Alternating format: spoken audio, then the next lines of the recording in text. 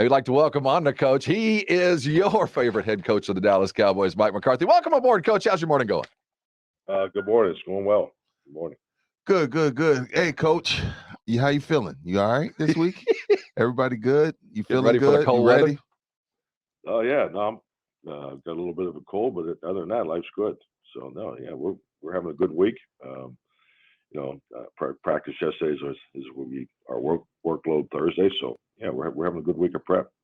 So, as you come off of last week, and just a couple questions off the top of your head, how's the team feel offensively? You're what, 5 weeks away from Dak coming back in? Is the timing where it feels like it should be?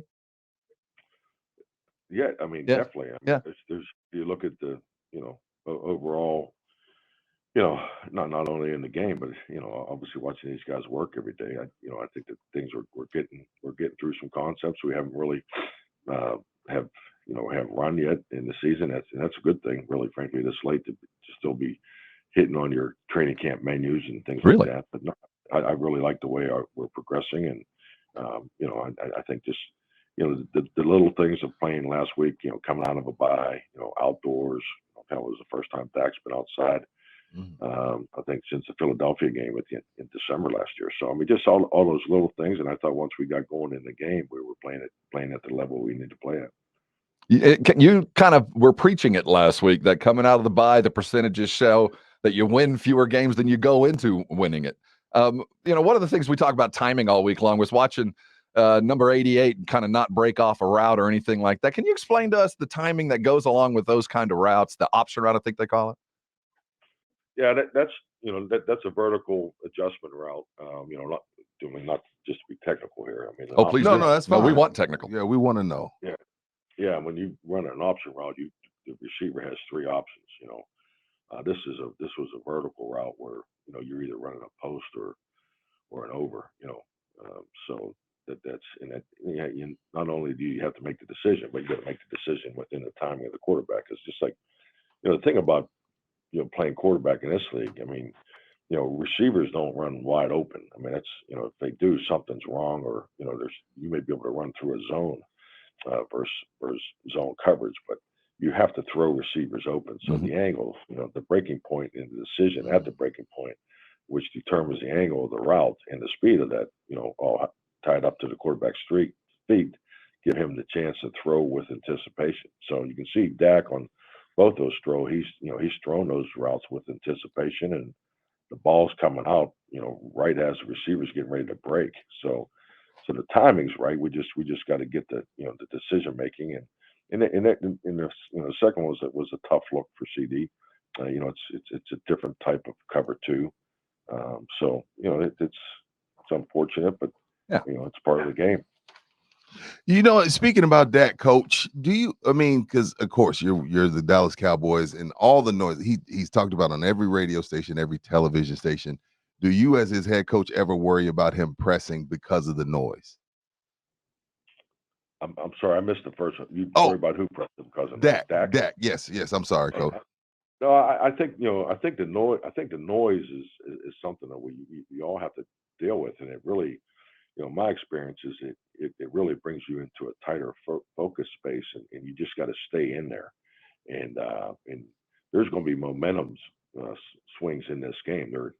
I've never coached in a game where you didn't have it, so you just staying in tune with the ebb and flow, and staying in your space, because the cadence has to, the silent cadence, all those things have to be tied together just to make sure that we're getting off, and not, winning the pre-snap. Frankly, just winning the pre-snap this week Mhm. is a big part of it's beating the noise. Yeah, beating the noise in what will be a rocking stadium. What, third time in a row? You guys have been Yeah, up there. yeah. How is that possible, Coach? That don't seem fair. I don't know. It doesn't seem fair. Do you get Juicy Lucy's when you go there in a big tater tot casserole? I'll just laugh because I have no idea the relevance of that. But Well, I'm just curious. It's 3 years in a row. Do you have a favorite spot to go to? You're almost a regular now. oh no, I Oh, don't. I more don't. than that. I don't. I'm a grinder, man. Uh, I sit in a hotel. Yeah, I don't get around much Ha- when it comes to away games.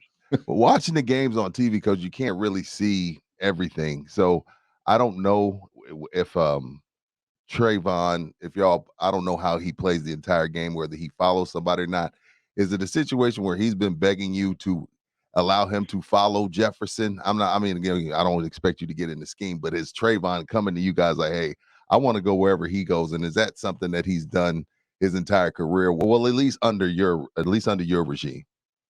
Yeah, I mean that process starts on Monday, and then obviously, we get in deep into it on Tuesdays, and then when the players come in, I mean, Trayvon, he traveled with Alan Lazard for the majority of the time, and he wasn't even tested last week, so that tells you, the respect and obviously, the way Aaron viewed it, and he just wasn't going to go over there with the ball. So, but they, if he would travel with either one of these guys, they're going to throw the ball to. Based on their offense, I anticipate that the ball's going to come out regardless. So, but that's why you game plan and that's why you go about it. But it's great to have a guy like Trayvon to do that. 2 for 21 the last time you saw him. That was Jefferson's worst performance as a pro. What did he do so well then, or what did you guys do so well against him then? I just think once again you're playing to your help, playing to your leverage.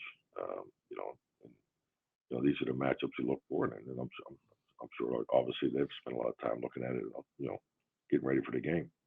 Now a lot of talk about the run defense this, but you still managed to be 6-3 with whatever the situation is with the run defense.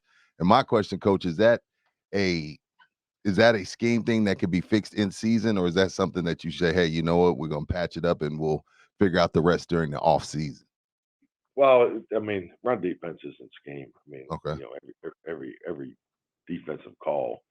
If you want to get down to the basics of defense, when you look at, when you develop a defensive scheme, your run defense, you have 9 guys. You have two force players, and you have 9 guys playing inside out. So every gap and overlap is taken, is accounted for by assignment. So it just is what it is as far as that goes. Like he said. Oh yeah, but you can get into some overload schemes and try to do some things, but if you do that, you're also putting stress, on other guys in the passing game. So that's the beauty of the chess match. So we just really got to get down to setting the edge, and make sure that we're getting 2 over the top to the toss cracks, and just the basics of run defense. Every unit, offense, defense, and special teams, you have concepts and principles that you adhere to, and we our run defense is it's under attack because it's really shows you what people think of us, because they definitely don't want to get into throwing the ball too many times. We right. Keep their pass attempts down as low as possible. Do they pass to run, or do they run to pass? You talking about the Vikings? Yeah. Yes. Who do you wake up? Who do you feel like you got to stop first? Is it Jefferson on the edges, or is it Dalvin Cook to make sure that Jefferson doesn't have all that single coverage and the likes to stop the run? Oh, I think you clearly got to stop the run, yeah. Especially after the last 2 weeks. And even if we were playing them and then this mindset didn't exist, it always starts with the run. He is Mike McCarthy, head football coach of your Dallas Cowboys, always brought to you by AA Best Bail Bonds. How's Zeke feeling, Coach? Looks good. He had a good day of practice. I think he's definitely way further ahead than he was last. I thought he looked good last week, but he just the way his body was responding after the heavy work is what which is the reason why he didn't go. So just curious to see how he feels today. But I thought he ran very hard the last 2 days.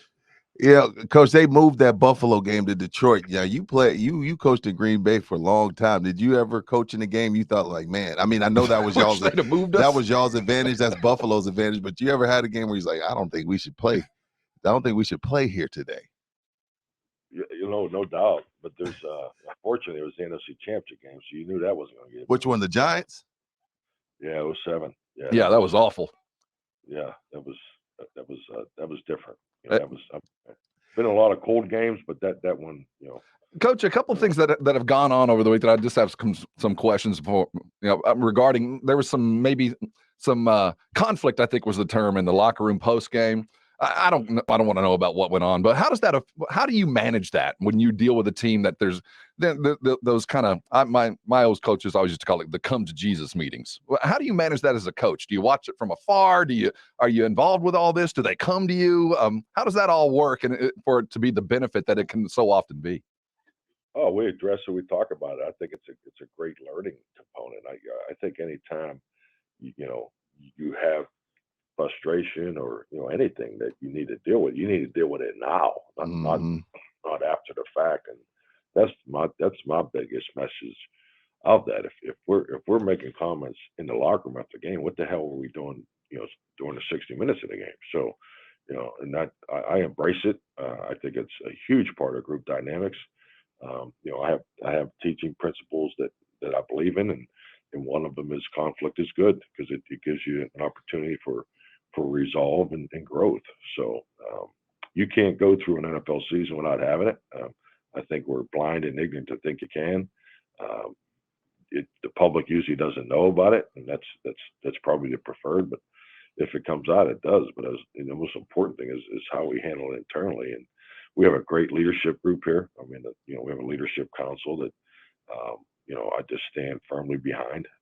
It's a group I think does an excellent job in our locker room, and I think really the influx of our rookie classes the last 3 years too. I mean, just watching these guys grow. So that's all good. Trust me, it's good stuff when it happens. That's the way I look at it. Completely agree. Good stuff as well. Head coach Mike McCarthy. He comes here every Friday, courtesy of AA Best Bell Bonds. Good luck, Coach. As always, we bid you good health, Coach. Bid you a good game. We look forward to speaking to you next week. Thank you, gentlemen. Have a great weekend. You too. He is the head coach of the Dallas Cowboys. He's only on the San Antonio Sports Star. You don't find him anywhere else other than right there in his home market.